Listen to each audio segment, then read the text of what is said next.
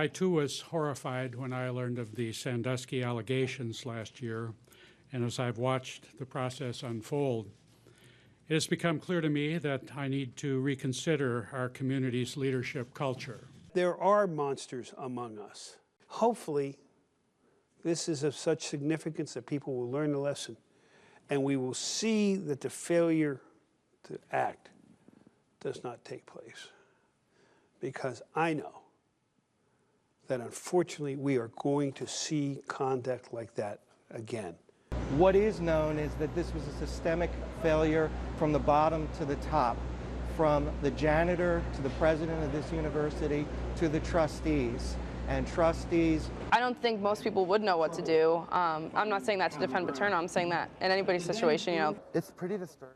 Just some of the reaction yesterday and today since Louis Freeh, a former FBI director, who was brought on by Penn State, who did an 8-month investigation with more than 400 interviews, thousands of pages and transcripts, emails, etc., in a report that I suggest you read. It's not easy reading, but what it does is the chronology of things. It's just so overwhelming and so many missed opportunities. But anyway, let's get back to the phone calls and get more of your reaction. Let's start off with Brian, who's calling us from Long Island.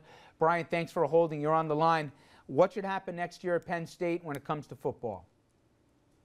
Well, I want to start at the beginning. When my boys were in elementary school, I went up to the elementary school and I asked to the gym teachers who was supervising my children while they changed in the gym, and they said, well, the teachers feel uncomfortable.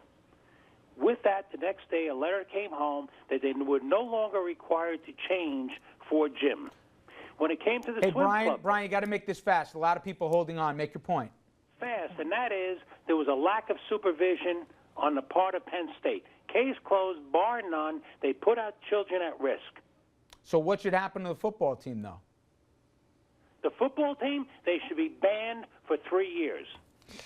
All right, let's see what Yolanda has to say. Yolanda's calling us from Pennsylvania. Yolanda, I'm curious, in Pennsylvania, is there more anger or is there more, if not sympathy, but concern for the football team right now?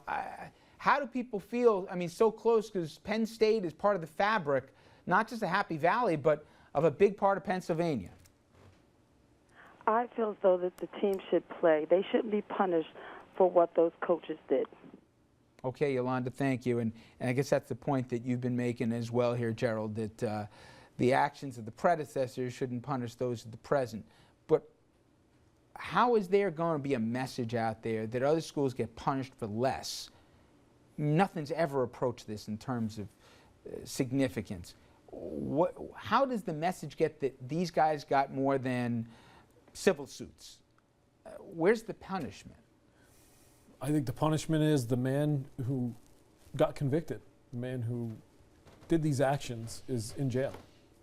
The people that... But the people let him do it.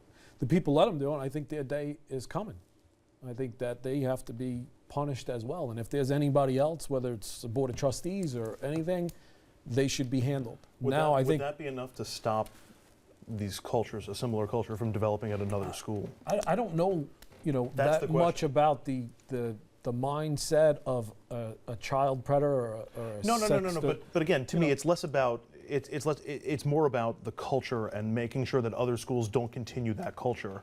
I agree. I think it's outside of that, of where people are more knowledgeable. If there has to be a program put in place in every school or every facility to handle things like this, that should be done. Let me bring in our next call because Fred from New Jersey, and Fred, thanks for calling us.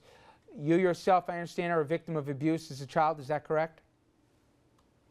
Yes, since I was 11, 12, and 13 years old, I was raped in New Jersey and in New York.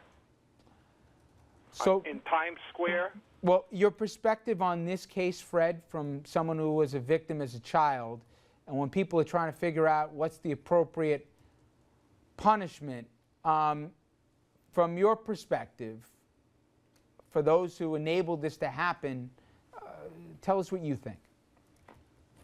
I think they should go to jail. They did not protect the kids, and that's what it's all about, protecting the kids. And I'm going to imagine, Fred, this no settlements makes the pain go away. This is a lifetime scar. Is that right? Absolutely. I'm 65 years old and I still get nightmares. Fred, thank you.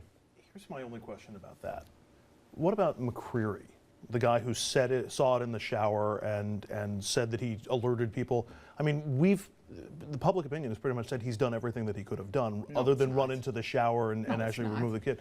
But is that guy liable? Should that guy go to jail? No, but then you're talking about different grades. Maybe to the caller's point, maybe the school president should go. The four guys, nobody's debating right now, are facing criminal charges. First of all, they perjured themselves. Not Joe Paterno, obviously, who's passed. But clearly in the report, if you read it, Joe Paterno, if he was alive, would have been indicted. He perjured himself when he said he never knew any of the 1998. There's email trails that say he did.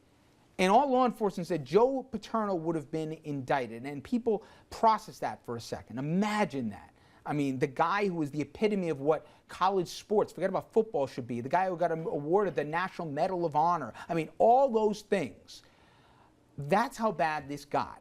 And you're going to see Spanier, you're going to see Schultz, and you're going to see Curley. From what I understand, and those people that I've spoke to, they have major criminal exposure for themselves right now. Would McCreary have faced similar criminal exposure? No, because he went to an immediate supervisor. Now, technically, the Cleary Act said that he had a responsibility, anybody who witnesses abuse, to go to the authorities. I think because he cut deal, by the way, and testified, that he got immunity for that. So I don't think he's looking at any criminal exposure. But from an ethical standpoint... What about the janitors? Didn't they see something? I think there's a statute of limitations for those guys. But you understand the point that I'm trying to make, which is... If you were saying, and if we're trying to, and they give me a rap, but if we're trying to figure out where the line is for anyone in society who sees a child being victimized and not going to authorities, then every single person in my eyes, without any hint of hesitation, ought to get punishment, criminal punishment. If you don't have enough decency, forget about the get involved, but to at least call the authorities to do it, you don't deserve to be walking around society without punishment. And anybody who disagrees with me, That's it's not. That's an awfully low standard. I think society is questioned at the point because there are those people out there. Unfortunately, I don't think there's anyone sitting at this table, but there are people out there that would turn the other way. They would turn the other way. Well, Unfortunately, you know what? I don't know. That questions for another time. That question everything. But these guys didn't have to do anything except what they were compelled to do by law. And they didn't do it, and we know all the victims as a result. Anyway, we can keep going with this. But, hey, Gerald, from your perspective, I appreciate it. It takes a lot, and I know this isn't just phony. You guys are in a tough spot right now. We're talking the breaks. You guys are questioning about everything that you went through in such a huge part of your life. And for you to make the trip in today, it really means a lot, and I appreciate a few minutes. Thanks for having me. Thank you very much.